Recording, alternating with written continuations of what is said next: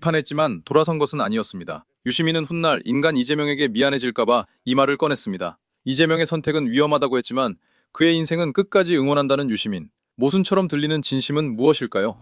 대통령이 너무 걱정되어서 그랬습니까? 예, 네. 그래서 잠을 못 잔 거지. 무슨 누가 뭐 내가 한 비평 때문에 나 욕한다고 했습니다. 잠을 못 자고 그런 건 없어요. 그런 건 아니고. 아니, 그때 그 다스베이더 녹화할 때 제가 그 대기실에 같이 있었잖아요. 그러면서 그 얘기를 하셨었잖아요. 방송에서도 물론 얘기하셨지만은 주변에 뭐 한 20분한테 얘기를 물어봤다면서 이런 얘기를 해도 괜찮겠느냐 그런데 다들 하지 마라. 당신만 다친다. 네. 저도 다칠 거 당연히 알았어요. 지금 네. 많이 다치고 있잖아요. 예, 다친 거 예상했던 당연해. 거다. 예. 당연해. 그리고 딱 한 사람만 그래도 해야 된다. 예. 당신이라도 얘기를 해야 된다. 그래서 얘기를 하셔서 결심을 하셨다고 했잖아요. 그 사람 그래- 끊어내야 돼. 그래서 얘기한 거 그 사람 끊어내야 돼. 하라고 한 사람. 아니, 그러니까 그 원흉이야. 그 사람이. 나도 누군지 궁금하긴 해. 그 사실. 무조건 끊어내야 돼. 그런 아니, 사람. 성이 뭐예요? 초성이 뭐야? 정말 너무너무 훌륭한 분이세요. 그분은 훌륭한 분이에요? 분이시고 어. 정말 마음으로 이재명 대통령이 그 악마화 되기 시작한 초기부터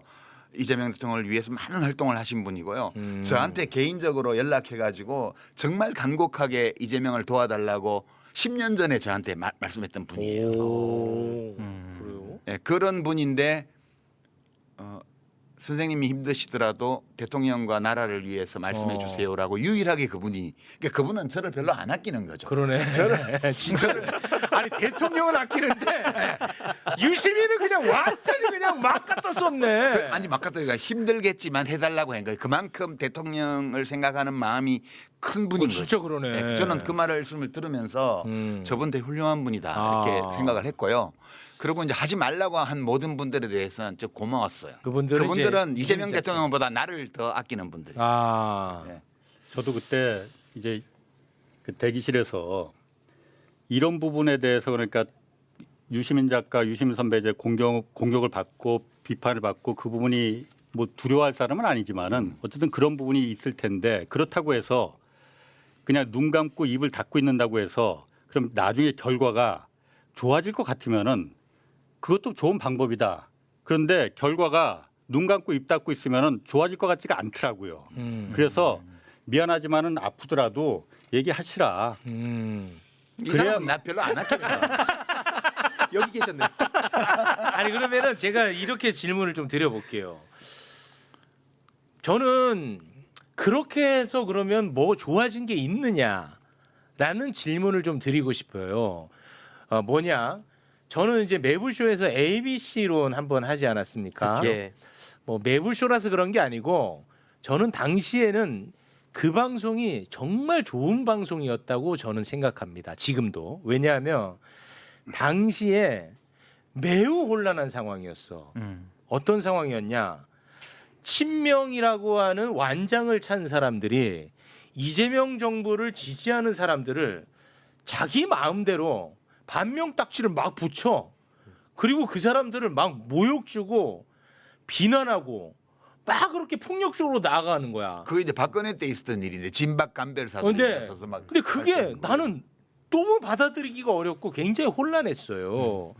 그 상황에서 유시민 작가가 나와서 유시민 작가의 언어로 그 현상에 대해서 분석을 했습니다.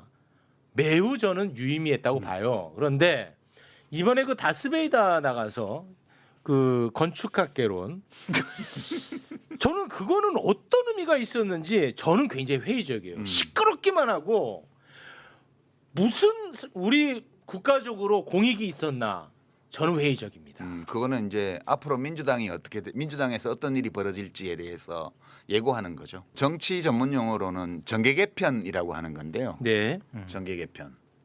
그러니까 홍익표 수석이 미디어에 나와서 어디 인터뷰하면서 재건축 정축만 있는 게 아니고 재개발도 있다고 그랬잖아요. 네. 그러니까 이제 정계 개편에는 소규모 정계 개편이 있고요. 그다음에 중규모 정계 개편이 있고요. 대규모 전면적인 정계 개편이 있습니다. 네. 제가 정축이라고 말하는 거는 민주당을 기초로 해서 거기에 새로운 요소를 좀 붙여서 그 뭐 바르셀로나에 가면 까사바띠오라고 있습니다. 그러니까 바띠오시 집인데 다른 사람이 지은 집인데 그걸 가우디 보고 리노베이션을 해달라 그래서 가우디가 리노베이션을 한 집이거든요. 네. 그 집은 가우디가 지은 집이 아니에요. 그런데 아주 멋있는 집이 돼 있어요. 네. 그런 것처럼 원래 민주당이 이렇게 있는데 그 민주당의 다른 요소들을 붙여서 과거와는 좀 다르지만 더 멋지고 더 좋은 집을 지을 수 있죠. 이게 소규모 정계 개편이에요. 그러려면 원래 민주당에 있지 않았던 요소들을 어디서 끌어와야 되니까 다른 집 기둥 하나 뽑아온다든가 뭐 이렇게 다른 집에서 뭐 떼온다든가 이렇게 하니까 다른 집도 약간의 변화가 생기죠. 네. 두 번째 제가 재건축이라고 한 거는 그 정도가 아니고 새 집을 짓는 거예요. 재건축은. 그러면 새 집을 짓기 위해서는 기존 집을 헐어야 되고 기존 집을 헐어낸 건축 자재 중에서 일부는 버리고 일부는 쓰고 다른 데서 새로 가지고 온 거라고 섞어서 새 집을 짓는 거예요. 그것은 옛날 집과 달라요. 그것은 증축과는 달라요. 중규모의 이 정계 개편이에요. 이게. 네. 그러니까 어떤 작은 정당들을 같이 흡수한다든가 또는 다른 큰 정당의 일부를 떼온다든가 이런 정도예요. 그다음에 재개발은 뭐냐 하면 동네 전체를 바꾸는 거잖아요. 그거는 한국 정치 지형 전체를 바꾸는 엄청 큰 정계 일이죠. 개편이에요. 이 세 가지의 정계 개편이 있는데 되게 우리가 보통 기대했던 거는 소규모 정계 개편이었어요. 그러니까 외연 확장, 민주당을 기초로 해서 외연 확장하는 거예요. 그러니까 바뚜요시 집 까사바뚜요 짓는 것처럼 더 멋지게. 사람들은 되게 그걸 생각을 했고, 근데 대통령은 두 번째 거나 세 번째 거를 생각하고 있는 것 같다. 그 현실을 얘기한 거예요. 네. 제가 현실을 얘기한 거고 두 번째 거나 세 번째 거를 염두에 두고 있을 때라야 의미 있는 행위들이 쭉 나왔기 때문에 특히 이제 문재인 대통령에 대한 비하, 조롱, 공격이라든가 문조 틀레유 이렇게 묶어서 뉴스공장 심지어는 매불쇼 뭐 저 같은 이렇게 비평가까지 다 묶어서 하나의 세력으로 만든 다음에 이거를 사상적으로 도덕적으로 정치적으로 공격하는 일련의 행위가 6개월 이상 지속적으로 됐다는 거는 이것은 뭘 허무는 작업이 아니고는 상상할 수 없는 거예요. 이게 전부 다. 네. 그래서 이게 최소한 두 번째 거 재건축이거나 혹은 재개발은 더 힘든 일이죠. 네. 이런 걸 하는 것 같다고 제가 얘기를 한 거고 그러니까 이제 일부 비평가들이나 언론에서는 뭐 주인 행세한다 이랬는데 그게 아니고 저는 재개발도 할 수 있고 재건축도 할 수 있다고 봐요. 네. 증축도 물론 할 수 있고요. 그것이 사람들에게 받아들여지면 성공할 수 있어요. 그리고 시대가 요구하는 거면 의미 있을 수 있고요. 근데 지금 과연 어떤 상황인가를 보자는 거죠. 민주당이 재건축을 해야 될 정도로 문제가 많은 정당이냐? 아니거든요. 2002년도에 민주당하고는 달라요. 새정치국민회의인가 그때 뭐 후보 교체하려고 그러고 후보 뽑아놓고 그다음에 뭐 후보한테 국고보조금 들어온 거 돈도 집행 안 하고 그죠? 이런 당이 아니잖아요. 민주당은 정말 이재명 대통령을 확실하게 뒷받침했던 당이고 압도적 다수 의석을 가지고 있는 원내 제1당이고 네. 여당이잖아요. 이 당을 그렇게 그 재건축을 하지 않으면 안 된다는 그런 지지자들의 인식이 있으면 재건축해도 돼요. 해야 돼요. 근데 지금 그거 아니거든. 그러니까 제가 얘기한 거는 재건축이나 재개발 다 할 수 있는데 그것이 필요한 상황이어야 되고 그다음에 대중들이 그 필요성을 인식하고 있을 때라야 성공할 수 있어요. 네. 근데 지금은 제가 볼 때는 재건축도 재개발도 그러니까 중규모 정계 개편도 대규모 전면적 정계 개편도 성공 못해요. 그러니까 제가 그 얘기를 하고 싶었던 거예요. 네. 대통령이 이걸 하려고 하는 것 같다. 그게 아니라면 설명할 수 없는 너무 많은 일들이 일어나고 있다. 그 판단은 아직도 유효한 거예요? 예, 저는 거의 확실하다고 생각하고 있습니다. 그렇게 이제 예. 생각하시는 거고. 이게 제가 말하는 거는 다 가능해요. 뭐 김종대 의원 같은 경우는 지난 20년 전에 그 열린우리당 할 때 재개발 재건축 해놓고는 왜 이 재건축 못하게 하냐 비난을. 유시민 씨 한번 봅시다. 노무현 정부가 초기에 그 대북 송금 특검부터 열린우리당 창당까지 그야말로 북새통이었습니다. 이때 노무현을 만들어낸 정말 그 청락의 그 정신적 지주였던 강준만 교수가 노무현 대통령을 이제 까기 시작합니다. 네. 왜 그 강준만 씨 얘기는 재건축하냐 이거예요. 압도적으로 지지해준 호남 민중의 뜻을 배신하고 그럴 때 그 강준만 교수를 제일 비판한 게 누구냐? 유시민 씨입니다. 지금 노 대통령이 개혁을 하고 조중동과 싸우고 있고 기득권과 피를 철철 흘리면서 싸우고 있는데 준만 교수는 호남 얘기하면서 대통령을 반대한다. 대통령이 제일 싫어하는 게 지역주의인데 그게 바로 적폐다. 그런 식으로 싸웠어요. 그러니까 아니에요. 제가 비난한 거 아니에요. 그렇게 말이 들렸다면 제가 표현을 잘못한 건데 네. 정치에서는 그 모두가 다 가능합니다. 필요하면 해야 돼요. 네. 비난하는 것처럼 들리긴 들렸어요. 그래요? 그렇게 들었어. 아, 그러니까 좀 밝게 하세요. 밝게. 비난하려 했던 건 아니고 다 할 수 있는데 네. 그거는 지금 필요성을 인정 못 받을 거고 아. 입증하기 어려울 거고 그다음에 사람들이 받아들이지 않을 거고 뿐만 아니라 지금 하는 방식으로는 쉽지 않을 거다. 이룰 수 없다 그거. 그러니까 대통령도 상처받고 민주당도 엉망이 되고 진영은 폭파되고 아주 참혹한 결과로 귀착될 가능성이 매우 높기 때문에 그 점을 경고한 거지. 그거는 뭐 정치에서 그런 거 안 된다는 게 어디 있어요. 다 할 수 있는 거지. 그럼 작가님이 보시기에는 예. 지금 그게 성공할 가능성이 낮다는 거잖아요. 예, 거의 없다고 봐요. 근데 이재명 대통령은 왜 그걸 하려고 한다고 보시는 거예요? 그것까지는 제가 아직 결론을 못 내렸어요. 저도 다른 정보가 없기 때문에 밖으로 드러난 사실들만 가지고 추론을 해내는 거거든요. 네. 그러니까 동기나 이런 것들에 대해서는 우리가 무슨 관심법을 쓸 수 없기 때문에 그거에 대해서까지는 지금 말을 못 하겠고요. 그냥 드러난 현상을 볼 때 그렇다는 거예요. 네. 지금. 그러면 재건축을 하려고 하는 것 같다.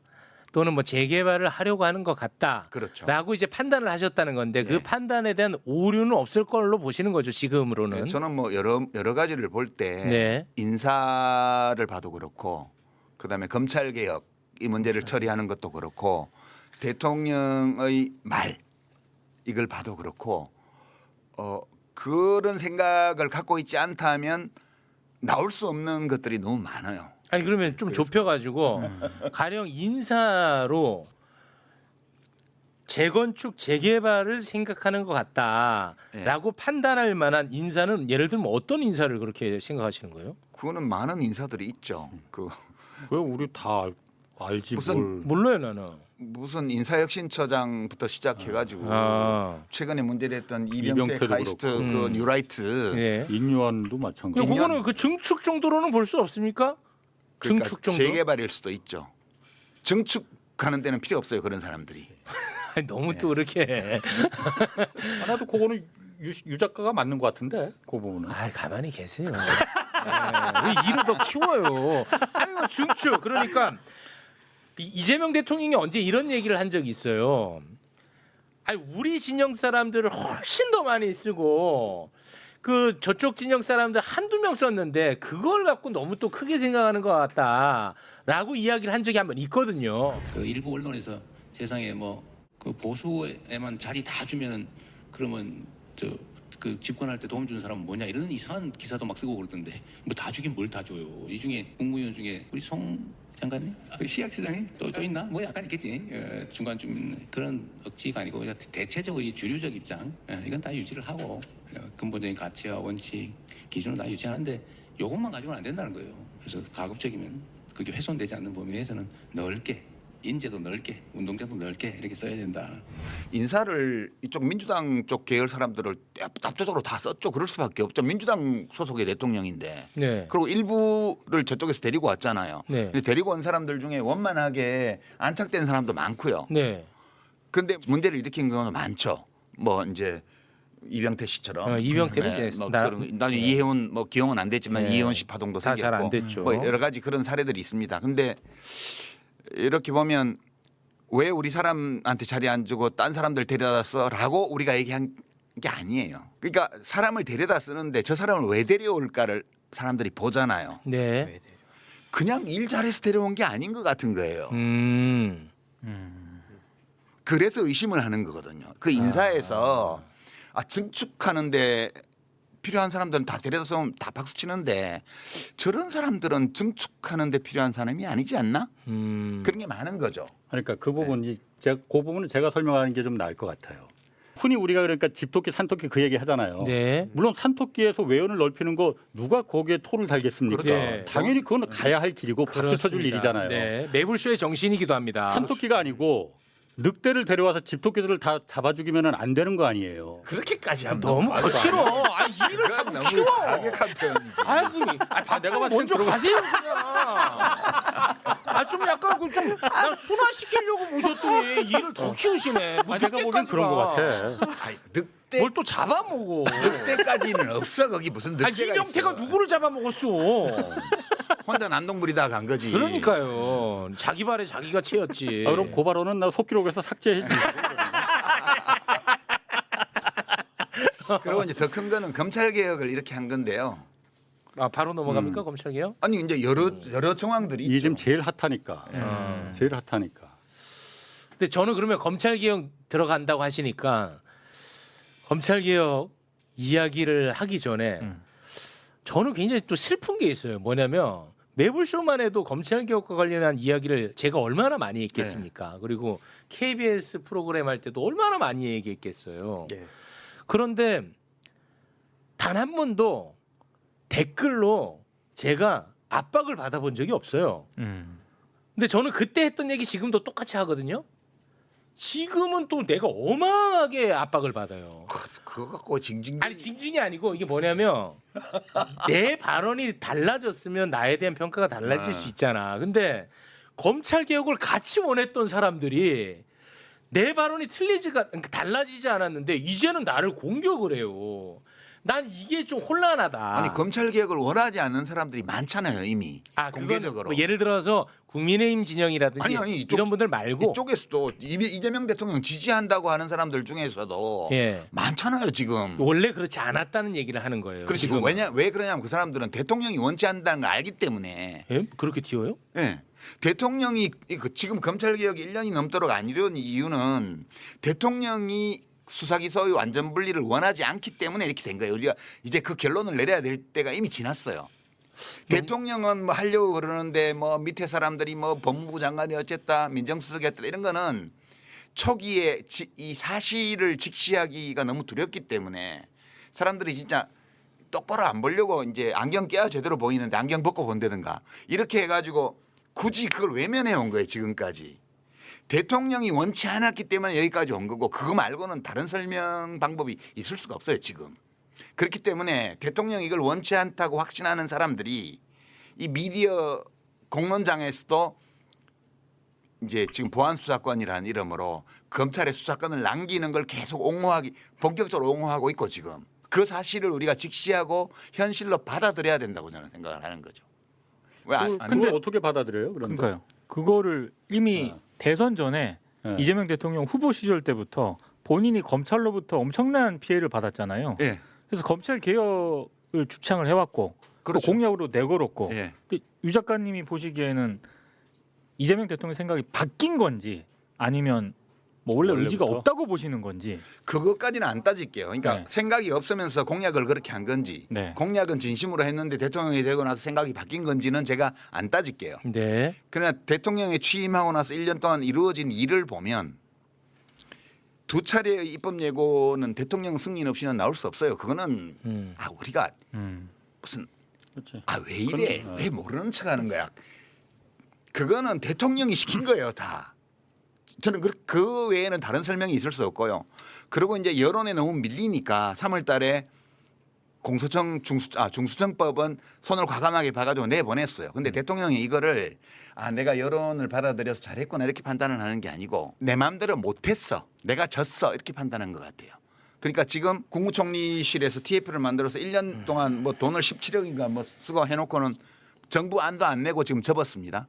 당연히 대통령이 이거 해야 된다고 판단하면 정반을 내게 하죠. 정반을 못 내게 했어요. 이것도 저는 대통령이 못 내게 한 거라고 봐요. 그리고 지금도 일부 의원들이 오늘 뭐 일부 살려놓는 네. 소위 보안수사권이라는 완전 이름으로 폐지에 대해서 수사권 반대하는. 일부를 검찰에 남겨놓는 법 개정안도 냈고요. 네. 기자회견도 하고 이 모든 일들이 다 대통령의 생각을 알기 때문에 하는 일이라고 저는 생각을 해요. 그렇게 보신다는 예. 거죠.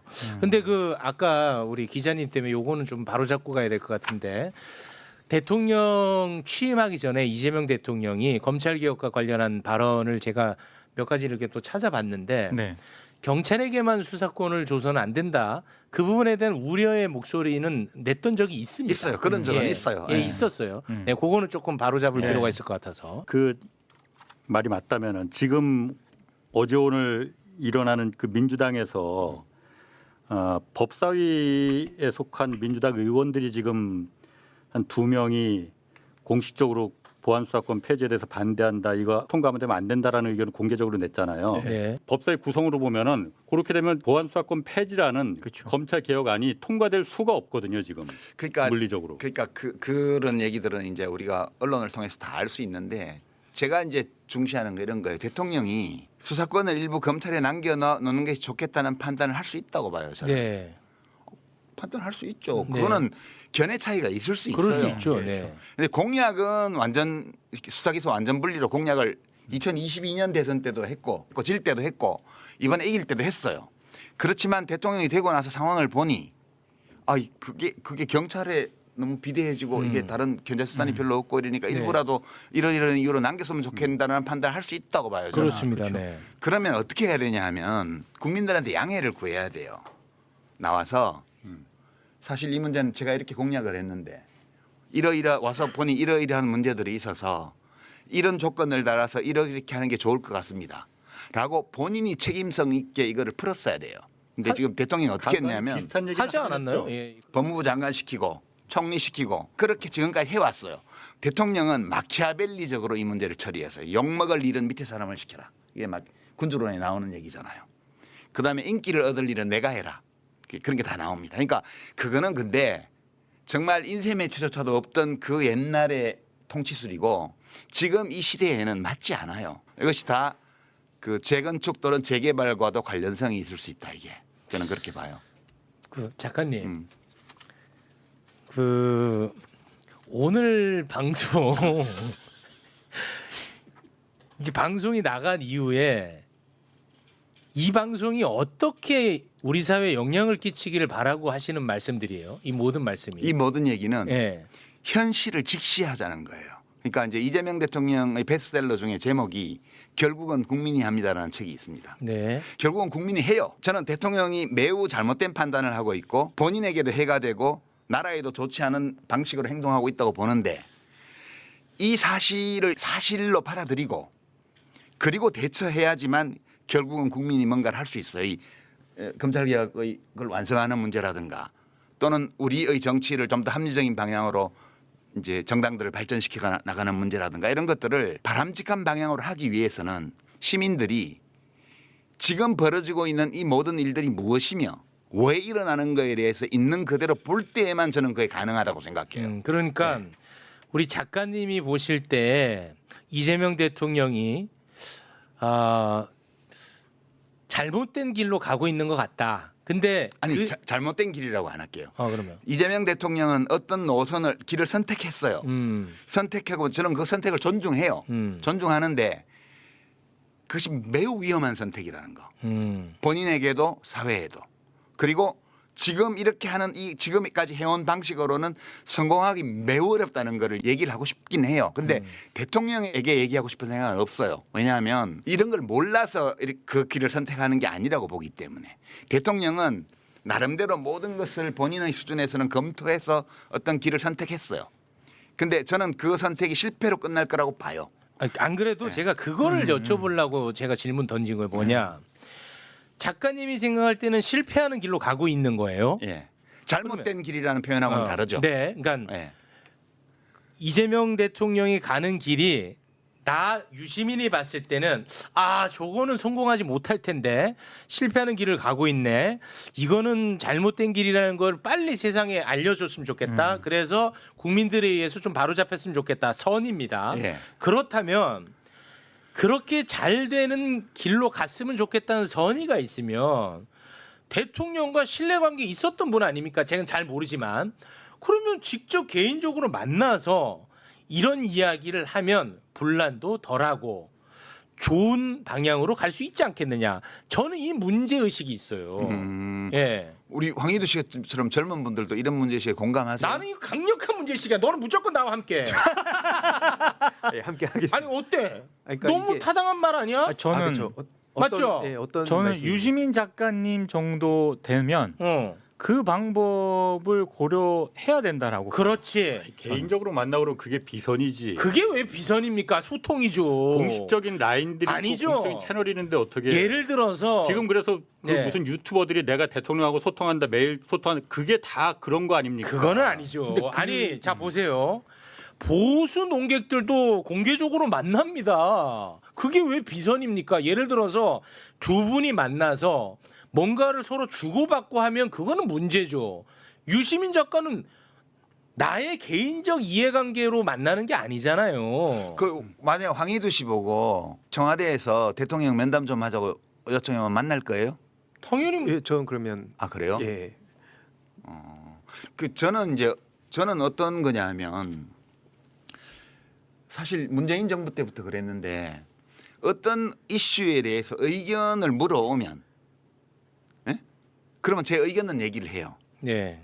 제가 먼저 이렇게 하시면 안 됩니다. 아니 되옵니다라 하지 않아요. 저도 제 인생을 사는 거잖아요. 아 그거는 맞죠. 저는 사실 글쓰기하고 가끔 하는 비평 이게 제가 세상과 관계 맺는 방식이고 네. 이 세상 안에서 제가 존재하면서 살아가는 방식이에요. 그러니까 저도 저 나름의 규칙을 가지고 살아가고 있거든요. 네. 그러면 저는 사실 이게 사람들이 좀 착각하는 건데 제가 노무현 대통령 때는 제가 선거운동원이었잖아요. 네. 선거운동원이었기 때문에 거기에 따른 책임이 있어요. 음. 그래서 그 입장에서 늘 말하고 행동했어요. 문재인 대통령 때는 제가 그 다스베이더스 그 얘기 했잖아요. 문재인 대통령 때는 간헐적 자원봉사자 또는 정책 자문에 가끔 응하는 자원봉사자에 불과했어요. 가끔.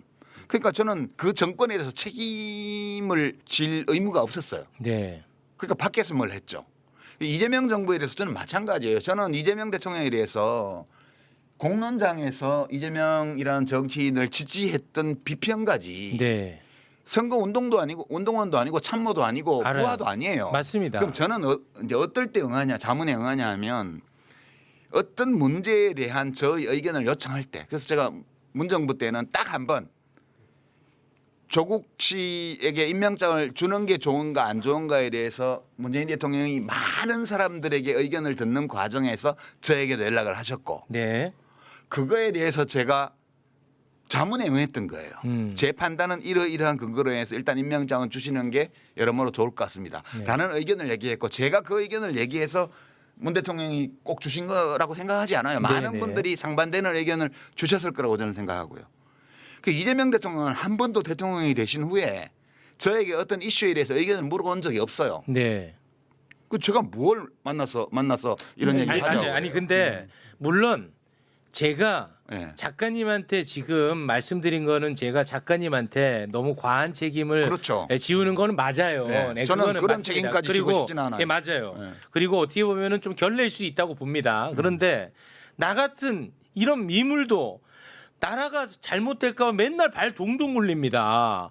작가님도 지금 여기에서 욕먹으면서 발언하는 것도 공론회장에서 이야기하는 것도 나라 걱정하는 거잖아요. 그러면 조금 더 책임감을 갖고 만나서 이야기를 나누시면 아니, 어떻겠느냐는 저의 욕심을 말씀드린 대통령을 겁니다. 존중해야 돼요. 우리는 네. 대통령을 공개적인 자리에서 보잖아요. 말을 듣고요. 그죠? 어떤 의사결정하는 걸 보잖아요. 그걸로 판단을 해야 돼요.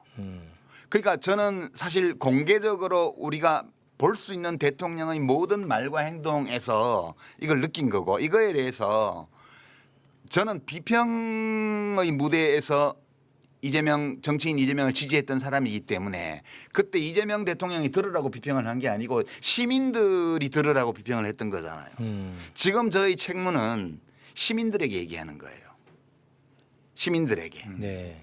저는 그게 저희 책무라고 보고 있고 만나서 얘기를 한다는 건 진짜 대통령을 무시하는 거예요. 그거는 저는. 그렇게 보세요. 예, 그렇게 보고요. 저는 소통되고 있지 않고요. 만나서 얘기할 생각도 없고요. 저는 대통령이 들으라고 이 비평을 하는 것도 아니고요.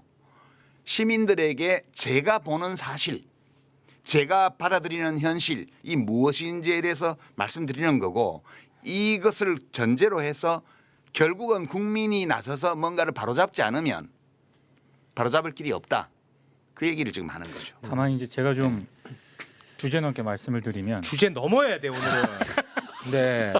체육 앵커하고 저랑 이런저런 소통을 하잖아요. 네. 방송에서건. 그렇습니다. 근데 제가 체육 앵커를 가장 많이 이해하고 아 저런 고민을 하고 있구나를 이해하게 되는 시간은 방송 들어가기 전에 하는 대화거든요.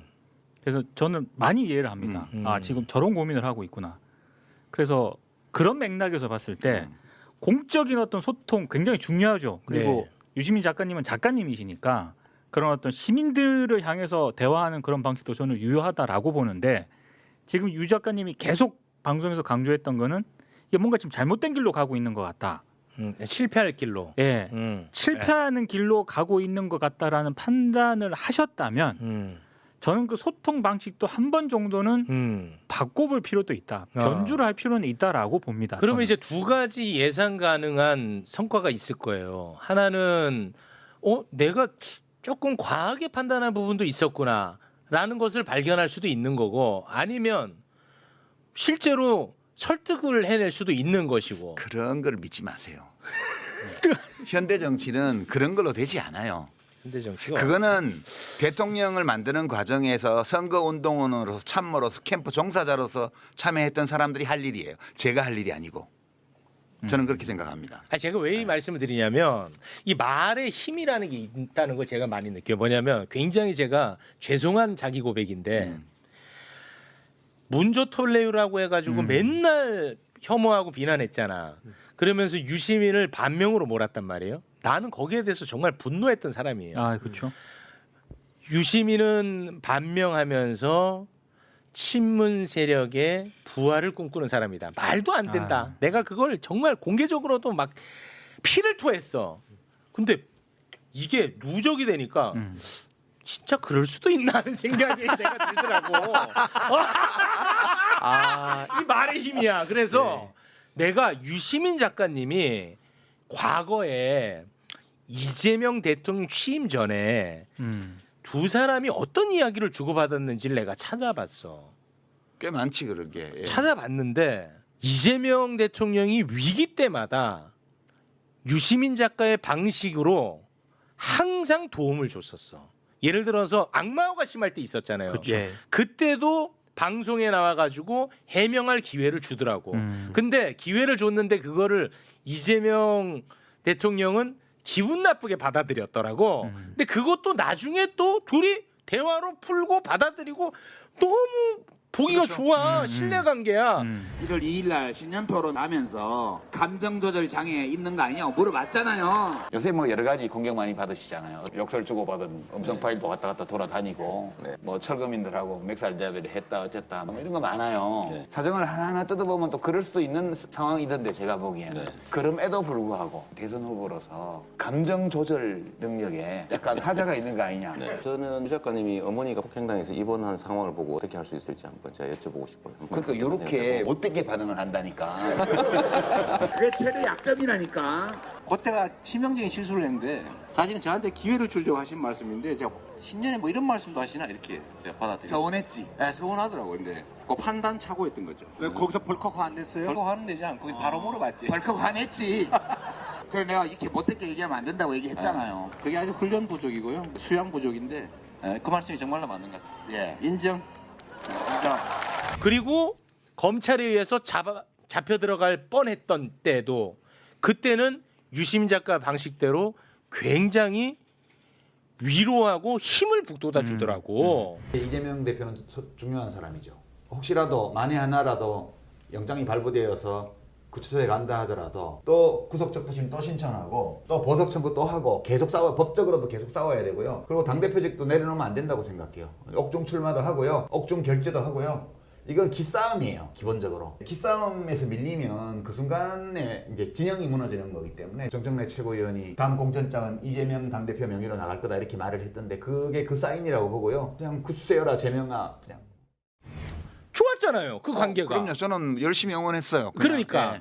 열심히 응원했고 많은 기대를 했고. 그럼 그때는 했는데 왜 지금 못하냐 이 말이에요. 그 다 공론장에서 한 거잖아요. 공론장에서 한 거야. 이건 맞아. 내가 확인이 가능한 근데 지금 이제 황희두 그때는 당 대표 시절이었고 지금은 대통령이잖아요. 그렇죠. 달라요? 그게 어떻게 같나? 같지가 않아요. 그때는 그냥 저분은 왜 나 정치인이고요. 무시하는 거야? 아니 이제 우리 황희두 씨가 온라인은 제일 잘 아시니까 이제 이재명 대통령이 온라인에 굉장히 밝은 분이잖아요. 예. 네. 근데 대통령 취임 이후에 지금까지 1년 동안 온라인에서 이루어졌던 소위 이재명 지지자들의 활동이 있잖아요. 그걸 대통령이 모를 리 없잖아요. 다 알고 있을 겁니다. 예. 저는 제 느낌에는 혐오 조장이 기본 컨셉이다라고 저는 소위 온라인 친명들의 활동의 기본 컨셉이 자기들이 제거하고자 하는 자들과 세력에 대한 혐오 조장이었다고 저는 받아들이는데 제가 너무 예민한 건가요? 어때요?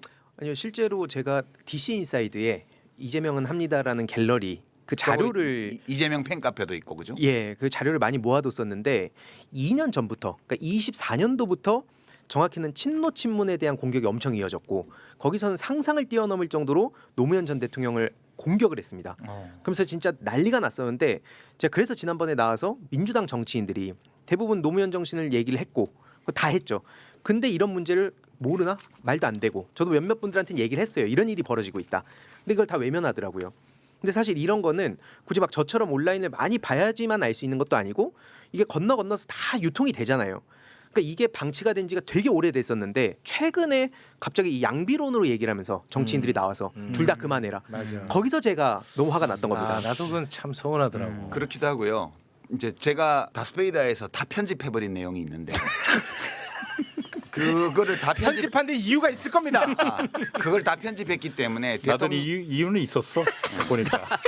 대통령이 자신감이 지나쳤던 거 아닌가라는 저희 말을 두고 또 많은 사람들이 많이 비판을 했습니다. 비판했습니다. 근데 제가 그렇게 판단하게 된 이유를 몇 가지 얘기를 했어요. 근데 이제 이 점이 가장 심각한 건데 사실은 이재명 대통령의 많은 행위들 중에서 말도 있지만 행위들 중에서 어떤 게 있냐 하면 이것도 다 이제 재건축 재개발 이런 거와 관련돼 있을 거라고 저는 생각하는데 모든 중요한 의사결정권자의 위치에 자기가 원하는 사람을 넣으려고 그래요. 그래서 이제 무슨 일이 벌어졌냐면 가만히 보면 서울시장 민주당 후보 경선을 불공정하게 만들었어요. 대통령이 SNS에 정원호 씨를 띄워가지고 그 불공정 경선이에요. 대통령이 밀었잖아요. 좀 이럴 때 좀 옆에서 좀 순환 좀 시키세요. 나도 그러니까 유 작가의 그 의견을 다 동의하진 않아요. 그러니까. 아니 근데 그거는 대통령이 하면 안 되는 거예요. 원래 그렇게 하면 안 돼요. 그렇게 하면 안 되고 그다음에 경기도지사 경선에서도 명픽이라고 자칭하면서 뛰어다녔는데 어떤 후보가 그거에 대해서 청와대에서 아무 조치도 안 했습니다. 그러니까 우리가 그 조치하면 또 개입한다고 하실 거예요. 아니지 명픽을 팔지 못하게 해야지 청와대 민정실에서 그건 안 되는 거예요. 그런 거는 적극적으로 이제 청와대에서 나선 건 아니죠. 그런 방식으로 개입한 게 많아요. 조정식 의원이 하반기 국회의장에 도전할 거라는 거는 만인 공지의 사실이었어요. 네 맞아요. 근데 그 사람을 그 정치인을 정무특보를 시켰습니다. 그리고 그 정무특보가 결국은 국회의원들끼리 뽑는 선거에서 국회의장이 됐어요. 그러니까 국회의장을 명픽을 넣은 거예요. 서울시장도 명픽을 넣으려다 실패했어요. 당대표도 명픽을 넣은 거예요. 지금 대통령이 직접 나서서 정청래는 나오지 마라고 말을 안 했을 따름이지 SNS에 여러 차례 국무총리 그냥 덕담 차원을 넘어서는 띄우는 작업도 했고요. 그다음에 친명 호소인인지 진짜 친명인지 모르겠지만 많은 민주당의 정치인들 대변인 대변인단에 속해 있는 비평가들 이런 사람들이 정청래 불출마해야 된다는 걸 공개적으로 쭉 얘기를 했습니다. 이런 거는 하면 안 되는 거예요. 이게 법적으로 문제 있다는 뜻이 아니고 정치적으로 이런 걸 하면 안 돼요. 대통령은 대통령의 직무수행, 행정부의 수반으로서 대통령의 직무수행을 성실하고 유능하게 함으로써 당을 이롭게 하고 정부를 이롭게 하는 사람이지 당과 국회의 주요 포스트에 자기가 원하는 사람을 집어넣기 위해서 뭔가를 하는 사람이면 안 되는 거예요. 이게 스스로 자신의 권위를 훼손하고 있고 민주적 지도자, 그러니까 대통령은 행정부의 수반인 동시에 정치의 지도자예요. 지도자가 이렇게 하면 안 되는 건데 대통령이 무엇 때문에 이 욕심들을 주요 포스트에 자기가 원하는 사람을 집어넣으려고 이렇게 집요하게 노력을 하는 걸까라고 생각해 보면 이것도 재건축인지 재개발인지는 모르겠지만 그런 구상과 관계가 있을 수는 있다. 그런데 그게 뭔지를 아무도 몰라. 어떤 정계 개편을 머릿속에 두고 있는 것 같은데 그것에 대해서 사람들에게 구상을 설명을 하고 새로운 집과 동네의 조감도를 보여주고 동의를 받아서 이걸 추진하는 게 아니고 뭔가 대통령의 권력의 힘으로 이걸 하고 있다는 거예요. 그래서 저는 이게 너무너무 불안하고요. 이것이 옳다 그르다를 떠나서 필연적인 실패의 길로 가고 있다. 지금 여당 대표를 사실상 명픽으로 해서 성공시켰다고 가정을 해봐요. 이제 그 다음에 무슨 일이 벌어질지는 사실 보이거든요. 근데 대통령은 이걸 모르나? 또는 대통령의 참모들은 이걸 모르나? 이런 것이 안타까운 거죠. 그러니까 저는 사실 대통령이 한참 전부터 너무너무 걱정됐어요. 진짜. 지금도 걱정하고 있고 이제는 마음이 편해졌어요. 이제는 받아들여요. 이렇게 가는구나. 돌아올 수 없구나. 이제 돌아오기 어렵겠구나. 그리고 이 현실을 받아들여야지. 그리고 이것을 현실로 받아들인 조건에서 제가 보는 이 모든 것들에 대해서 비평하는 사람으로서 시민들에게 말씀드리고 그리고 이 조건에서 우리는 각자가 뭘 어디서 어떻게 저는 당원도 아니니까 뭐라고 뭐 할 방법도 없는데 민주당 당원들 지지자들 또는 이재명 대통령을 그동안에 성원해왔던 시민들은 각자의 입장에서 어떻게 해야 될 것인가를 이제 고민해보자. 네. 예, 더 이상 현실을 외면하지 말고 설마 하지 말고 이것을 현실로 인정하고 그 바탕 위에서 각자의 몫을 생각해봐야 될 때다. 이 얘기를 지금 하는 거예요, 그냥. 예. 예. 그러니까 어떠한 한 현상을 보고 그 현상을 바탕으로 이제 판단을 하신 건데 거기에는 이제 과대 해석할 수 있는 그리고 오류의 여지는 있는 거니까. 그렇죠. 오류의 여지 예, 항상 있죠. 그거는 제가 있는 보는 거니까. 관점은 이렇다는 거예요. 네, 각자가 좀 알아서 좀 판단하시면 좋을 것 같습니다. 그 지점에서 하나 말씀드리고 싶은 게 아까 이제 뭐 연락 오면 만나겠냐 이게 제가 뭐 단순히 뭐 시계 인증하고 이러고 싶어서 만난다는 건 아니고 저는 사실 해결하고 싶은 일이 명확하게 있거든요. 지금 당정청이 나서서 시급하게 해야 될 일이 있다고 봐서 내부적으로 지난 7년 동안 설득을 했는데 그럼에도 불구하고 그게 잘 안 돼서 지금 저도 이제 바깥으로 방향을 바꾼 거거든요. 네. 그 차원에서 지금 시민들께 그 문제, 뭐 디지털 민주주의 문제를 어떻게 해야 될 것인가 그 의견을 좀 전하고 싶다는 맥락이었습니다. 네. 사이버 내란에 관한 거. 예, 맞습니다. 예. 그러니까 그런 부분 물론 좋은데 저는 그게 모르겠어요. 대통령이 진짜로 그냥 뭐 그런 유튜브들 이렇게 연락하고 그러는지 그거는 제가 모르겠지만 본인들이 그렇게 자랑하고 다니는 사람들이 많이 있으니까 그건 다 공적인 채널이라는 게 당연히 있는 거예요. 대통령은 어쨌든 최고 권력자입니다. 그렇죠. 가장 큰 권력을 갖고 있는 사람이에요. 그 사람과 대통령과 개인적인 소통을 직접 이렇게 뚫리면은 그 사람들이 가만히 있겠습니까? 그건 소문이 말이 안 날 리가 없는 거잖아요. 대통령을 위해서도 그건 굉장히 좋지 않은 거거든요. 그런 방식은. 그래서 우리가 비선이라고 하고 그런 걸 하면 안 된다고 하는 이유가 바로 그런 거잖아요. 그것도 권력이잖아요. 그러니까 대통령의 비공식적인 라인은 이런 게 있을 수 있어요. 제가 이제 절대적인 건 아니지만 노무현 대통령 때를 생각해 보면 아무런 공식 직함도 없고 직책도 없는 사람들인데 한 두어 그룹 정도가 있었어요. 이 대통령이 뭔가 실패할 가능성이 높은 어떤 거를 하려고 그런다. 뭐 대연정 이런 거 나왔을 때 네네. 이러면 부속실에 연락을 했어요. 누가요? 밖에 있는 사람들이 부속실장한테 부속실장한테 연락을 해서 이거 안 된다. 누구가 저녁 시간에 좀 뵀으면 하는데 그 좀 말씀드려 보라 이러면 이제 부속실장이 대통령께 보고 드려가지고 빈 날로 해서 저녁에 오라고 하면 만찬. 저도 두어 번 그런 데 갔습니다. 가면 일종의 레드팀이에요. 그냥 아무런 공식 직함도 없고 그런 사람들인데 옛날 정치하던 시절부터 알던 분들이에요. 깊게 신뢰하는. 네. 거기 가면 이제 쓴소리를 넘쳐가죠. 저도 몇 번 가면 그런 거 하지 마세요. 저런 거 하지 마세요. 이것만 해요. 노무현 대통령이 그 퇴임할 때 그 얘기 하시더만요. 네. 그러니까 유심히 제 만나보면요, 제가 하는 것이 다 마음에 안 들어서 때때로 쓴소리들 많이 해요. 물론 저도 그렇지 않겠습니까? 그러나 우리 오늘 제가 꼭 그렇게 마음을 표시하고 싶었던 것은 가장 어려울 때 저를 지켜줬습니다. 여러분이 그랬듯이 어려울 때 친구가 친구고 어려울 때 견디는 정치인이어야 진짜 정치인입니다. 유시민 예. 너무 잔소리 심했다고. 그러니까 나중에는 어떻게 되냐면 말 안 하고 몰래 하시는 거야. 상의 안 하고 상의하면 다 안 된다고 그러니까 이제 그랬던 분이고 문재인 대통령 때도 문재인 대통령 경우에는 진짜 판단하기 어려운 문제가 있으면 그렇게 전화를 아무런 이해관계 없이 순수하게 의견을 전해줄 수 있는 사람들에게 대통령실에서 연락을 해갖고 의견을 경청을 하셨어요. 그런 건 저는 다 좋다고 봐요. 그런데 저는 좀 알거든요. 그렇게 권력의 중심에 가까이 갑자기 간 사람들이 어떤 표정, 어떤 눈빛, 어떤 말투, 어떤 행동 양식을 하는지를. 그게요, 권력이라는 게 도파민 폭풍을 몰고 오거든요. 그러니까 큰 권력, 대통령 권력과 가까이에서 이렇게 여러 번 겪어본 사람들은 대통령을 만난거나 대통령에게 전화를 받는다고 해가지고 도파민 폭풍이 일어나지 않아요. 네. 귀찮아, 왜 또 전화하지? 이렇게 얘기를 하지. 근데 그렇지 않은 사람들의 경우에는 대통령은 아니라 비서실장 전화만 받아도 벌써 도파민 폭풍이 터져요. 그래서 그런 사람들의 특유의 표정과 말투와 이런 게 있습니다. 네. 저는 보면 보이거든요. 근데 그런 사람들이 뭐 누구를 지칭하는지 모르겠지만 방송에 나와가지고 유시민이 임명장을 못 받아가지고 지금 저렇게 삐뚤어졌다고 논평을 해요. 처참하지 그런 거는. 네, 뭐 그런 아이고, 분들 얘기할 필요는 우리가 없고. 이제 촉법 비평가에 대해서는 아니 그런 단어 좀 쓰지 마요 얘기할 좀. 필요가 없죠. 아유 네. 저 작가님. 아니 작가님 노무현 대통령 말씀하셨으니까 내 요거 하나만 좀 여쭤볼게요. 지금 이재명 대통령이 취임한 지 이제 1년 좀 지났습니다.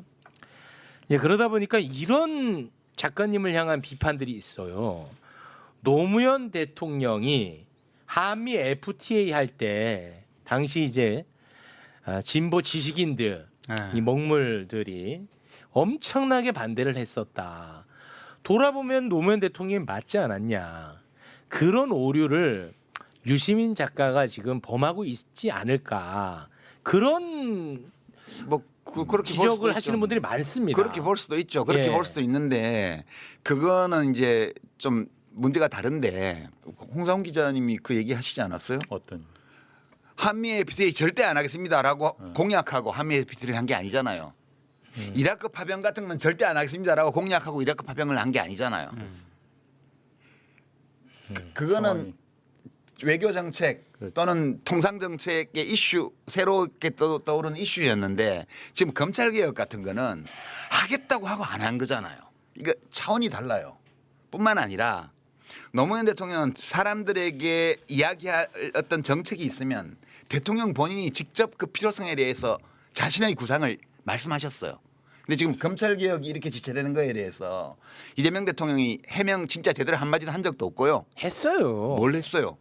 아니 그러니까 저 국민 피해를 최소화해야 된다. 그게 말이 돼요? 그 정도로 이걸 처리할 수 있는 문제라고요, 이게? 그러니까 이게 저는 뭐 그렇게 비유해서 비판할 수 있죠. 그거 좋아요. 좋은데 지금 이재명 대통령이 하는 것은 제가 틀렸다고 말을 하는 게 아니고 너무 위험하다. 실패할까 봐. 실패할 거다. 그렇게 맞죠. 얘기하는 네. 거예요. 예. 아니 그러면은 제가 궁금한 게 어쨌든 이재명 대통령도 검찰의 그간의 그야말로 이 어떤 그 권력 독점이 굉장히 위험하다는 걸 너무나 잘 알고 있고 본인도 그러니까 피해자이고 그렇죠. 이걸 해야만이 정권도 재창출되고 이어질 수 있다는 걸 너무나 잘 알 텐데 왜? 그 문제는 저도 아직 답을 못 찾았지만 이제 문재인 대통령 만났을 때 구조적 다수라는 말을 했죠. 썼죠. 예. 네. 이제 그거는 성립할 수 없는 단어예요. 원래 민주주의 선거에서 대통령을 뽑고 5년마다 뽑고 지금 우리 예. 4년마다 국회의원을 뽑는데 다수가 되는 구조를 만든다는 건 원천적으로 있을 수 없는 거예요. 그러니까 대통령의 머릿속에 지금 뭔가 있어요. 아 어떤 모델이 예, 뭔가 있는데 그게 뭔지에 대해서 대통령이 말씀을 안 하기 때문에 우리가 정확히 그걸 볼 수는 없어요. 그러니까 구조적 다수를 만들려고 했던 가장 확실한 시도의 사례를 보면 그 3당 합당이에요. 1990년에요. 그게 민정당, 그다음에 신민주공화당 김종필, 그다음에 김영삼의 통일민주당 이 세 개가 합쳐갖고 의석의 거의 70%가 넘는 의석을 가진 거대 민자당을 만들었잖아요. 그 지역구도로 보면 DK, PK, 충청도를 합쳐가지고 구조적 다수를 만들었어요. 네. 근데 그게 그 다음 총선에서 바로 깨지거든요. 민주주의 선거에서 국민 주권이 실현되는 이 선거에서 다수를 차지하는 구조를 만든다는 거는 발상 자체가 그 불가능한 발상이에요. 이제 어떤 의미를 담아서 구조적 다수라는 말씀을 이재명 대통령이 했는지는 모르겠으나 저는 이제 대통령이 지금 아직 말하지 않은 어떤 재건축 또는 재개발에 대한 구상이 있고 그 구상을 뒷받침하는 팀이 밑에 있다고 봐요. 그런 게 없이 그런 말이 나오지는 않아요. 근데 그 팀의 기획 수준이 되게 형편없어요. 너무 수준이 낮아요. 그래서 리스크는 엄청 높고 실패 가능성이 농후한 길로 지금 대통령이 가고 있는 거라고 저는 생각을 하고 이렇게 보지 않으면 대통령의 말과 행동을 일관되게 설명하는 게 불가능해요, 지금.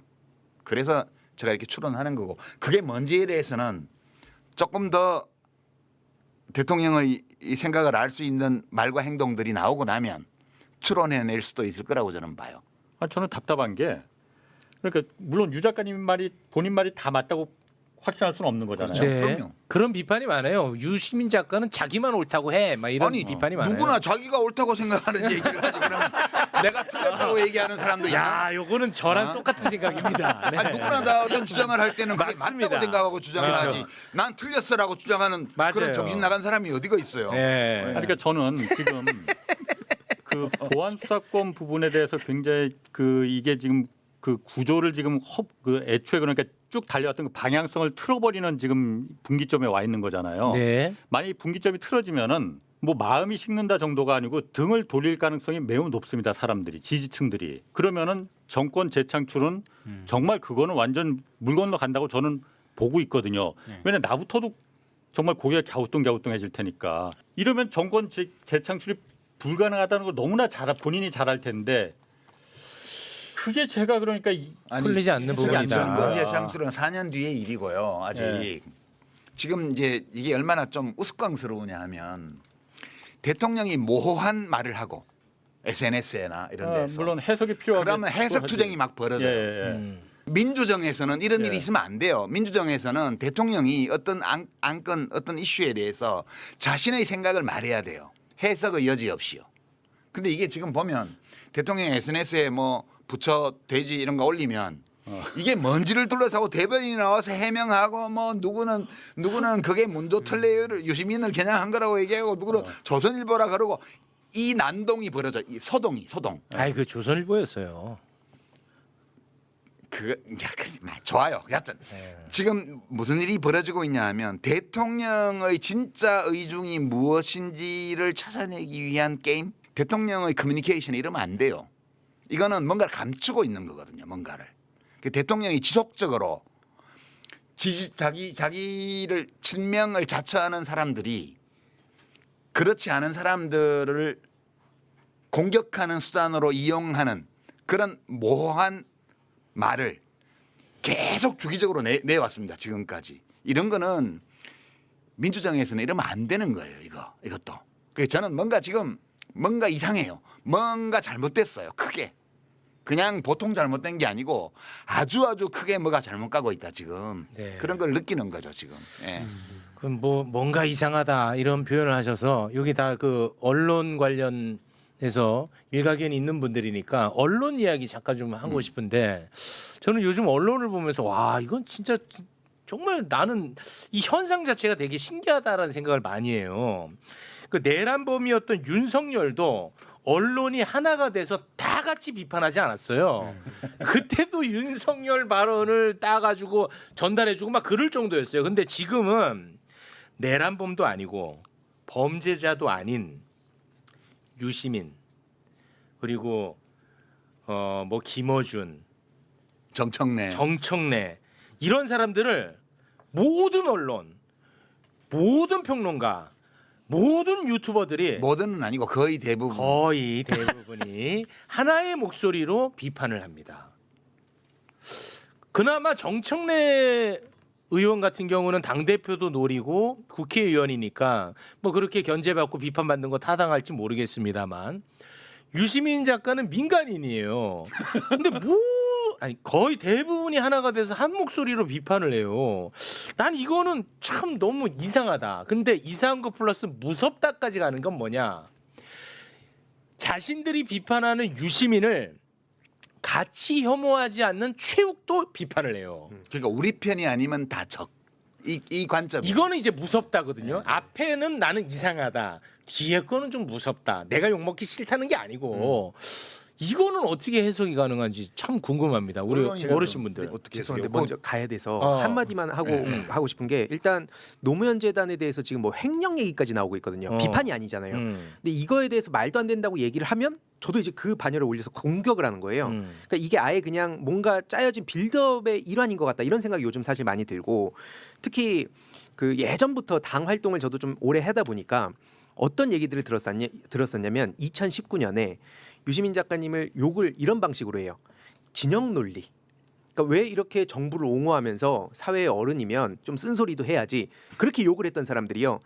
지금 방송에 나와서는 왜 정부에 쓴소리 하냐고. 같은 사람입니다. 그러니까 제가 그걸 봐온 입장에선 기가 막히는 거예요. 그럼 그 이유가 뭘까? 사실 요즘 보면은 그 뭐 다른 여러 가지 이유도 있지만 유튜브 조회수 그러니까 막 맨날 퇴물됐다고 욕하면서 조회수 엄청 빨아먹잖아요. 아 유시민 퇴물됐다고 하면서. 퇴물됐다고 하면서 거론을 왜 하냐? 나 욕하면 조회수 올라가요? 지금 조회수 엄청 올라가죠. 진짜요? 네, 그래서 네. 저도 좀 해볼까 합니다. 마지막으로 그 말씀 드리고 저는 일어나야 될 것 같은데 네. 진짜 퇴물이 된 이준석 얘기 한때 죄다 했었잖아요. 맞아요. 지금 안 하잖아요. 안 하지. 진짜 퇴물됐으니까. 맞아. 조회수가 안 나와요? 안 나옵니다. 그래서 저도 안 아 씹어요. 그래서 내가 욕을 먹는 거예요? 예. 그러니까 이걸로 상처받을 이유는 없네. 이건 댓글에서 벌어진 일이라면 무슨 뭐 작전 세력이 있겠거니 할 수도 있는데 댓글에서 벌어지는 일이 아니라 심지어 매불쇼 출신들이에요 전부 다.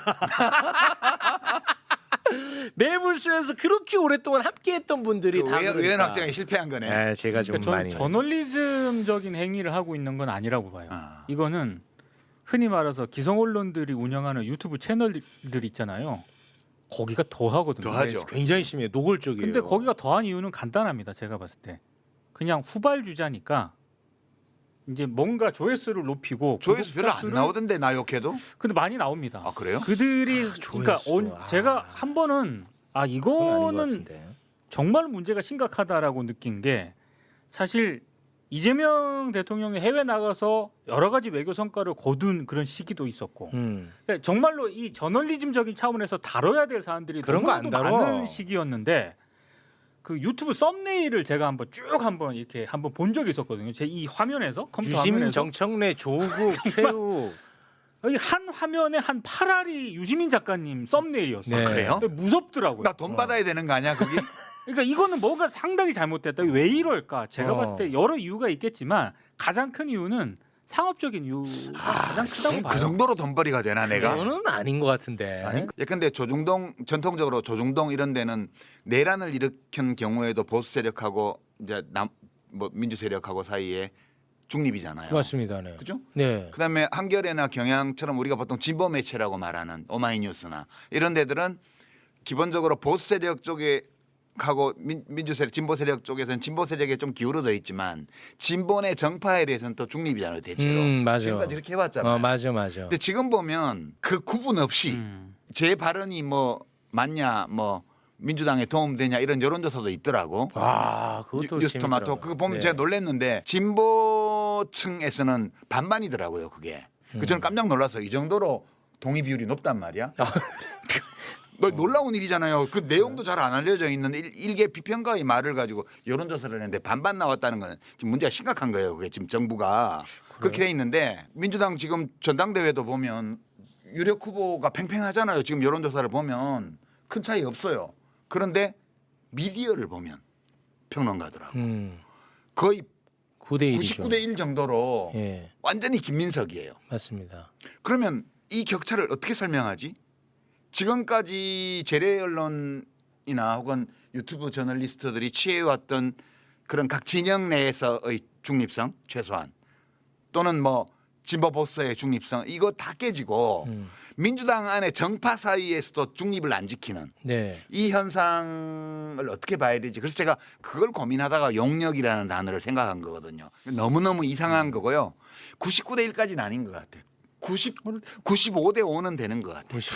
제가 이렇게 온라인에 이렇게 살펴보면 100개 중에 한 5개는 있어 그래도 공정하게 하는 데들. 그러니까 제도권 언론은 거의 대부분 그러니까 이쪽하고는 반대야. 그렇지.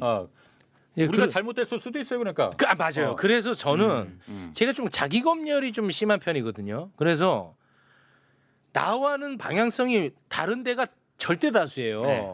그래서 나만 틀렸을 가능성은 전 열어두고 그들이 이야기하는 것을 되게 꼼꼼히 봐요. 저도 많이 봐요. 근데 특히 또 나와 관련된 거는 또 보는데 야 이건 참 동의가 안 돼. 그리고 뭐 귀담아 들을 내용이 없어. 그래서 내가 고통스러워. 일주일에 수십 군데 가서 말하는 분들이 뭐 들을 얘기 있는 걸 뭘 하겠어요. 이러니까 욕을 좀 드시는데. 아 틀면 그 사람들이 한 10대 명이 똑같아 뺑뺑뺑뺑 돌아. 뭐 그것도 맞죠. 네. 재래 언론 유튜브부터 네, 시작해서 맞아요. 네. 비평 프로그램부터 유튜브 그 저널리즘까지 말씀 맞아요. 네. 한 20명 정도가 거의 90% 이상 차지하면서 햇말 또 하고 또는 뭐 어제 한 말과 다른 말을 오늘 하고 이렇게 지금 돌아가고 있는 거 아니에요? 저는 이렇게 보면서 되게 무서운 분들도 있더라고.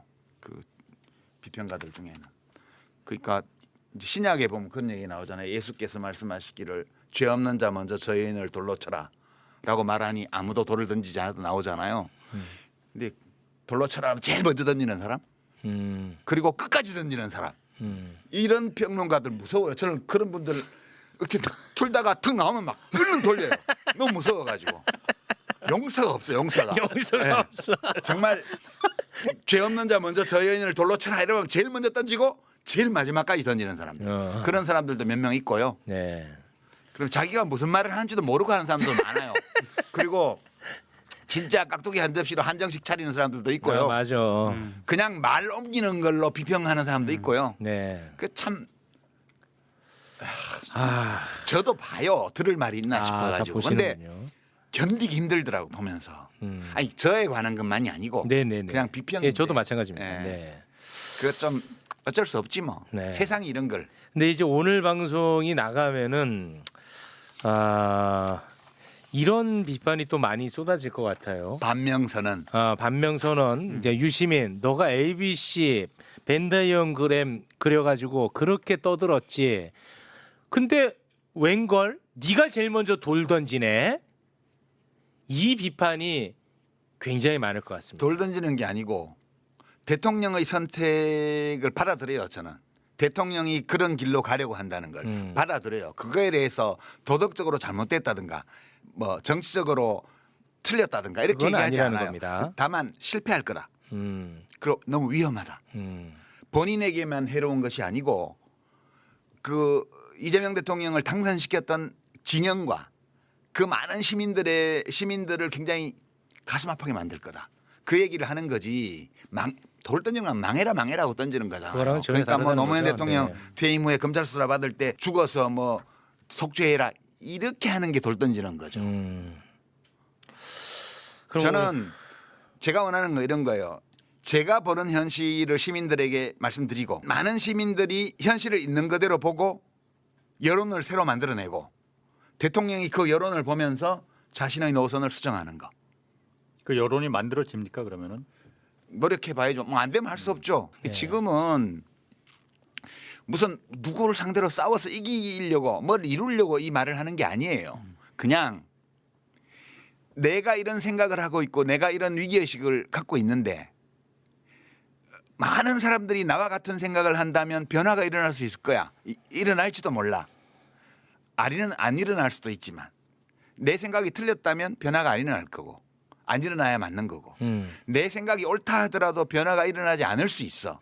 그래도 내가 이렇게 생각하면서 대통령이 저 길을 저렇게 가는 것을 그냥 방관했을 때 내가 느끼게 될 어떤 가책 이런 것들이 싫기 때문에 네네네. 그냥 말을 하는 거예요. 이기려고 하는 거 아니에요. 네네. 현직 대통령 임기 1년밖에 안 된 분을 상대로 이렇게 비판해가지고 제가 무슨 싸움을 이기겠어요. 네. 그냥 저를 표현하는 거라고요. 저의 생각을. 왜냐하면 표현하지 않으면 나중에 후회할 거기 때문에. 예. 그러니까 막 이기고 싶은 생각 없어요. 그냥 얘기를 하는 거죠. 네. 예. 그러면은 이 방송 이후에 제가 바랄 수 있는 가장 좋은 그림은 이제 둘 중에 하나가 될 것 같습니다. 우리 작가님이 봤을 때 그 실패 길로 간다고 보셨으니까 그 길이 좀 바로 잡히거나 아니면 유시민 작가 보란 듯이 실패가 아닌 성공으로 마무리가 되거나. 그러면 더 좋죠. 네. 제가 틀렸고 대통령이 만인의 지지를 받으면서 성공했다 그 길이 그게 뭐 재개발이 되었든 재건축이 네. 되었든 뭐든 성공했다 그럼 저는 아쉬움이 없어요. 잘 됐다. 저는 사실은 이재명 대통령의 어떤 정치적 선택과 무관하게 그의 인생은 언제나 응원하는 입장이거든요. 네. 예, 그의 인생 지금 60년이 좀 넘는 그의 인생을 이렇게 볼 때 늘 응원하고 싶은 마음이 생겨요. 예전에 비평을 통해서 지지할 때도 늘 그런 마음이었거든요. 지금도 마찬가지예요. 그 인간 이재명의 삶에 대해서는 늘 응원하는 마음이 있고 잘 되기를 바라요. 제 생각이 틀려서 저는 완전 쫄딱 망하고 욕만 먹고 끝나고 책도 안 팔리고 욕만 뒤지게 얻어먹고 그리고 대통령은 보람듯이 성공해서 대한민국 정치를 다 갈아엎어가지고 정말 그게 뭔지는 모르겠지만 구조적 다수를 만들어서 뭐 정권 재창출에도 성공하고 그러면 좋겠어요. 네. 제 생각이 틀렸으면 좋겠다고요. 네. 대통령의 구상과 대통령의 생각이 옳고 옳을 뿐만 아니라 대중의 이해를 받고 그렇게 해서 현실에서 성공하면 좋겠어요. 네. 나는 망해도 괜찮아요. 예, 그런 마음으로 얘기하는 거지.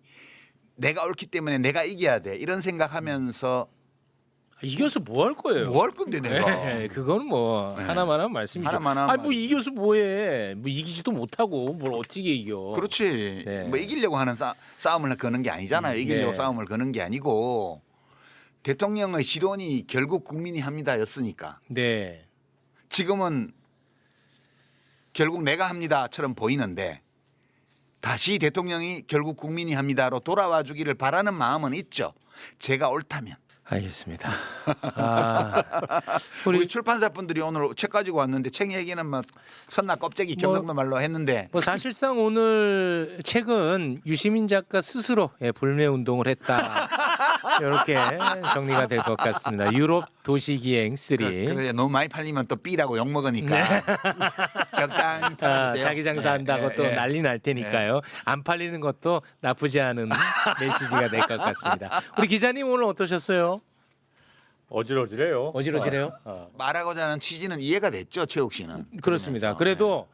그래도 제가 좀 우려했던 것은 이재명 대통령 또는 이재명 정부에 완전히 뭐 빈정이 상해가지고 감정을 막 배출하고 가시면 어떡하나. 물론 뭐 그럴 만한 분은 아니지만. 그럴 이유가 뭐 있어요? 그러니까. 네. 저는 하여튼 인간 이재명의 인생을 언제나 응원해요. 응원합니다. 그가 내가 생각하기에 실패하는 길로 위험한 길로 또는 때로는 잘못된 길로 간다고 제가 판단을 하는 경우에도 그 인생을 응원하는 저희 마음은 변함이 없다. 안 변할 것 같아요. 네. 그거는 그렇잖아요. 알겠습니다. 누군가는 계속 이런 얘기를 계속 해주는 게 우리 사회에 필요한 그 다양성의 하나 아닌가. 네. 결국 다양성이 한국 사회를 강건하게 만드는 거기 때문에 그 역할을 욕 먹더라도 그리고 좀 돌 맞더라도 좀 계속 해주셔야 될 것 같다 이렇게. 우리 생각합니다. 기자님이야말로 그 거의 용역을 맡기시네. 제가 믿는 거는 이런 거예요. 어떤 비평의 관점이나 논리가 옳으냐 옳지 않느냐 타당하냐 아니냐 이런 것들은 그 여론조사나 다수결로 결정되지 않는다. 그렇게 저는 생각해요. 그러니까 단 한 사람 다른 의견을 얘기한다고 해서 그 입을 틀어막는 거는 그 한 사람이 의견이 다르다는 이유로 다른 모든 사람의 입을 틀어막는 것과 마찬가지로 안 좋은 일이거든요. 이게 존 스미트의 자유론에 나오는 말인데 제가 진짜 좋아하는 말이에요. 사람이 늘 옳은 걸로 입증되는 말만 하고 살라 그러면 다 입 닥치고 살아야 돼요. 우리가 서로 대화하는 거는 누구도 절대적으로 옳은 진리를 알 수 없기 때문에 언제나 오류를 포함하고 있다는 것 또는 전적으로 오류라는 것 또는 약간의 오류라도 있을 수밖에 없다는 것을 전제로 하고 서로 얘기하는 거잖아요. 네. 그런 걸 할 수 있는 사회라야 자유사회죠. 네. 예, 그러니까 저는 그런 믿음이 있기 때문에 뭐 개의치 않습니다. 뭐 또 이거 방송 나오고 나서 한 열흘 동안 또 모든 미디어에서 유시민의 망은 이래가지고 시리즈를 하더라도 네. 예, 그것이 나의 견해의 오류를 증명하는 것은 또한 아니다. 네. 이렇게 생각하고 가는 거죠. 알겠습니다. 예. 근데 저는 솔직히 요즘 신이 안 납니다. 그 굉장히 무서운 말이다. 저도 무섭다고 생각해요. 예. 이런 시기가 올 거라고 정말 생각도 못했거든요. 이건 너무 윤석열 그때 끝장내고 나서 이제 정말 우리가 생각하는 우리가 기대하던 그 바라던 그 세상이 열리겠구나 생각했거든요. 물론 그 세상이 열리고 있다고 볼 수도 있지만은 순진하 씨 인간 사회가 그렇게 간단하지 않아요. 그런데 예. 이런 세상이 온 거는 정말로 진짜 그 신이 안 나 일단은 뭘 하는 거 있어서 내가 그냥 이 바닥에 계속 붙어 있어야 되나 이런 생각도 사실 들고. 다만 이제 이 방송이 어떻게 편집돼서 나갈지는 모르겠지만 어쩌면 공허한 얘기일 수도 있는데요. 저는 유시민 작가님의 오늘 방송이 있지 않습니까? 이게 그나마 우리 사회에서 생산적으로 논의가 이어지려면 사실 이 사안을, 이 방송을 다루는 다른 유튜브 채널이나 미디어들이 좀 제대로 논점을 짚으면서 가야 된다라고 보거든요. 근데 아마 또 조롱하고 비난할 준비가 되어 있을 거예요. 네. 그러면 이게 또 굉장히 소모적인 어떤 논쟁이 흐를 가능성이 있는 것이고, 그게 이제 좀 어쩔 수 없어요. 어쩔 수 없는 생각을 하고 있지만 그래도 저는 미디어 뉴스토마토 여론조사에 그 정도까지 공감하는 비율이 나온 거 보고 희망을 느꼈다니까. 의외네. 거기 세상에. 플러스 아까 홍성훈 기자님 얘기에 이어서 덧붙이면 제 주변에도 홍성훈 기자님처럼 생각하시는 분들이 좀 있어요. 그러니까 무슨 생각을 하냐면 검찰 개혁을 굉장히 원하시는 지지자분들인데 2명의 대통령을 탄핵까지 시켰고 내란까지 극복을 했는데 이분들의 그거 하나 생각은 못하냐. 와 근데 검찰 개혁은 좀 안 되네. 약간 이런 생각을 가지고 계시거든요. 네. 근데 만약에 또 이 방송이 나가서 약간 그런 어떤 생각을 더 강화하게 되는 어떤 만약에 그런 결과로 이어질까봐. 그러니까 제가 말하는 거는 대통령이 안 하고 싶어도 하게 만들어야 돼. 이렇게 가야 돼요. 대통령이 안 하고 싶어 하는 것 같은데 우리가 어떻게 하면 하게 만들 수 있지? 이거를 생각해야 된다니까요. 민주주의는 정당 정치입니다. 그러니까 김대중 대통령 때만 하더라도 김대중의 민주당이었어요. 그러니까 노무현 대통령 이후로 국민경선 제도를 도입하고 당원 제도가 생긴 이래로는 민주당의 노무현 대통령, 민주당의 문재인 대통령이었어요. 그리고 민주당의 이재명 대통령일 때 대통령도 강하고 민주당도 강한 거예요. 대통령의 지배를 받으면 당이 망하는 거예요. 그거는. 대통령의 지배를 받으면 안 돼요. 민주당이 권력을 가진 대통령의 지배를 받아들이는 순간 그 당은 해체가 시작되는 거예요. 대한민국 정치에서 민주당이 정체성을 잃고 해체되면 그 다음부터는 내일이 없는 거예요. 그 다음부터는 모든 게 다 혼돈입니다. 제가 이재명 대통령의 구상이 굉장히 위험하고 실패할 가능성이 많다고 생각하는 그것 때문이거든요. 그러니까 알겠습니다. 예, 그 점은 그냥 위험하다고 하지 그냥 굉장히라는 뜻으로까지 붙이지 마시고 굉장히 위험합니다. 알겠습니다. 오늘 더 굉장히 위험해졌어 지금. 네, 오늘 뭐 편집에 대해서 좀 걱정하시는 분들이 많은데 오늘 편집은 제가 안 나오는 걸로 편집하겠습니다. 네, 그러면은 뭐 깔끔하게 깔끔하네. 될 것 같습니다. 한 25분 정도밖에 안 나올 것 같은데. 그럼 나는 어디 출연한 거지? 네. 자, 한국 사회가 이 그러면 정도의 다양성의 목소리도 포용하지 못하면은 네, 맞는 어떻게 말씀이죠. 재건축이나 재개발까지 갈 수가 있겠습니까? 맞는 말씀입니다. 네. 아. 알겠습니다. 그래서 했잖아요. 뭘 자꾸 그렇게 얘기하세요. 할 것 같아서 그래 아니, 지금. 본인도 안 하면서